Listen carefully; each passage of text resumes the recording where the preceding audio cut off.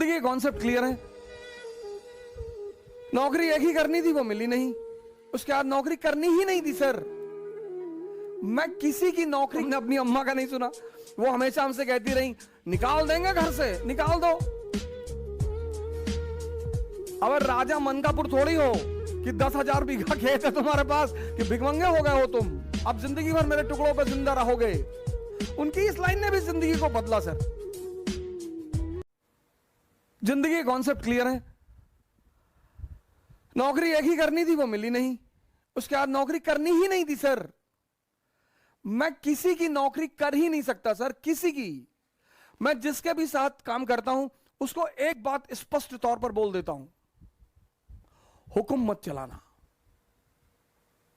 वो तो हमने अपनी अम्मा का नहीं सुना। वो हमेशा हमसे कहती रही, निकाल देंगे घर से, निकाल दो। अब राजा मनकापुर थोड़ी हो कि 10,000 बीघा खेत है तुम्हारे पास, निकाल दोगी। कितना खेत होगा? 15 बीघा होगा, 20 बीघा होगा, 30 बीघा होगा, बहुत होगा 50 बीघा होगा। राजा कुंडा थोड़ी हो कि 1 लाख बीघा खेत है, निकाल दो। 15 बीघा खेत के लिए गुलामी, धमकी मत दो। और जब मेरा अंतिम अटेंड निकल गया और जब उन्होंने मुझसे कहा कि भिखमंगे हो गए हो तुम, अब जिंदगी भर मेरे टुकड़ों पर जिंदा रहोगे, उनकी इस लाइन ने भी जिंदगी को बदला सर। मैंने कहा ताने मत दो, कहीं दे रही हूं, हिम्मत है तो जी के दिखाओ। हाँ, मैंने कहा दिखाएंगे। बोली जा रहे हो क्या घर से? मैंने कहा जी। हाँ, बोले तो ये कपड़ा भी उतार दो, ये पैंट, ये शर्ट और वो अंडरवियर बनियाइन, वो भी मेरे ही पैसे की है, बहुत ताव है तो उतार के जाओ। सर, मां बाप की मोहब्बत महान तो होती है सर, कभी कभी उनकी नफरत बड़ी फायदेमंद होती है सर।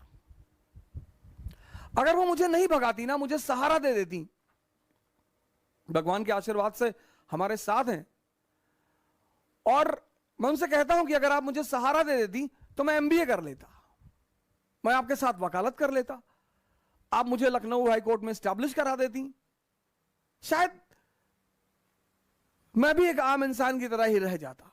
लेकिन उनका वो भगाना, वो वरदान बन गया सर। बहुत बहुत बड़े सहयोगी रहे मेरे संघर्ष के। मोहम्मद हुसैन भाई हैं, पता नहीं हो सकता कहीं मुझे बैठकर सुन रहे हो। किसी जमाने में विमर्श नाम की इलाहाबाद में कोचिंग चलाते थे सर। वो मुझे पढ़ाने के बदले में सिर्फ खाना खिलाते थे, पैसे भी देते थे, कभी कभी मूड करता था तो पैसे भी देते थे और बड़ी मदद करते थे। और मैं उनके साथ मनमोहन चौराहे पे मस्जिद है, मैं वहीं पे उनके साथ कभी कभी रहता था। अटाला ले जाते थे कबाब और रोटी खिलाने के लिए सर। वो मेरे संघर्ष के बड़े महत्वपूर्ण साथी हैं सर। इंसर्च एकेडमी चलती थी, कुंदन राय भाई हमारे, पता नहीं हो सकता शायद हमें कहीं सुन रहे हो, उन्होंने बड़ी मदद की सर। सबसे अहम आदमी जो रहा, जिसका नाम मैं लेना चाहूंगा, वह है सुरेश सिंह। एटीएन एकेडमी चलाते थे सर। वो पहला आदमी है मेरे जीवन में जिसने मुझे एक अच्छी रकम मेरे हाथ में रखी पढ़ाने के एवज में। अरे कहा हो जा सर, आप पैसा ले जाइए और कभी आपको जरूरत हो तो हमसे मिलिए। अभी इलाहाबाद हाईकोर्ट में वो प्रैक्टिस करते हैं सुरेश सिंह। बहुत मर्दाने किस्म के आदमी। अभी तो काफी दिनों से मेरी बातचीत उनसे नहीं हुई, लेकिन उनसे बड़ा अच्छा वो रहा। फिर मैं दिल्ली चलाया, मेरे एक बड़े अहम सहयोगी रहे नीरज तिवारी जी। उन पर तो मैं एक अलग क्लास ले ही लूंगा। बड़ा रोल रहा उनका मेरे जीवन में। और मेरे मित्र हैं मनोज जायसवाल, अभी वो एक इंटीग्रिटी आईएएस करके संस्था चलाते हैं। उनका एक बड़ा अहम रोल रहा, बड़ी बहुत जबरदस्त सहायता की उन्होंने मेरी मुसीबत के वक्त में। और नीरज भारद्वाज जी हैं, राव आईएएस में पढ़ाते हैं, ज्योग्राफी पढ़ाते हैं। के बशर साहब हमारे इकोनॉमी के टीचर हैं, उनका नाम लिए तो मैं वो बात ऐसे बड़े सारे लोग हैं, मैं सबका नाम तो लेना ही चाहता हूं। और कभी मौका मिले तो इन लोगों का जो एक ऋण है मेरे ऊपर, वो ऋण भी चुकाऊंगा सर। लेकिन संघर्ष डरने की चीज नहीं है सर, संघर्ष मजा लेने की चीज है सर। कोई नहीं है, कोई किसी को फोन मिलाओगे काट देगा। जो संघर्ष से डर गया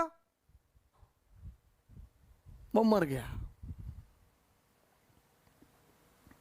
सर, मैं आगरा पढ़ाने गया, हमारे अमित भाई वहां कोचिंग चलाते हैं, सेंटर ऑफ एम्बिशन ऐसे कुछ नाम है उनकी कोचिंग का, सेंटर ऑफ एम्बिशन, आगरा में है, बड़ी फेमस कोचिंग है। अमित भाई चलाते हैं, अमित सिंह हमारे, बहुत जबरदस्त आदमी, बड़ा फैंटास्टिक टाइप के आदमी है। आज भी हमको बुलाते हैं वो। आप आगरा एंटर करेंगे तो एक चौराहा पड़ता है, वही चौराहे पे उनकी कोचिंग है, सेंटर ऑफ एक्सेलेंस या सेंटर ऑफ एम्बिशन, ऐसे कुछ नाम है उनकी कोचिंग का। तो मैं उनके यहाँ पढ़ाने गया, क्लास लेने गया, तो सर मेरे जो कपड़े थे पढ़ाने वाले वो गीले थे, पैसा था नहीं जेब में, और कॉल आ गई कि भाई आपको वहां आके पढ़ाना है। मैंने कहा यार वहां पढ़ा देंगे तो 10-20-25 हजार रुपए मिल जाएंगे। तो सर नीरज तिवारी ने क्या किया, वो जो मेरे कपड़े गीले थे, वो बंदा, हम यहां से आए सराय काले खां, और सराय काले खां से हमने बस पकड़ी और हमें आगरा जाना था। तो वो रास्ते भर वो मेरी शर्ट को बाहर ऐसे लटकाए रहा कि हवा चलेगी तो सूख जाएगी।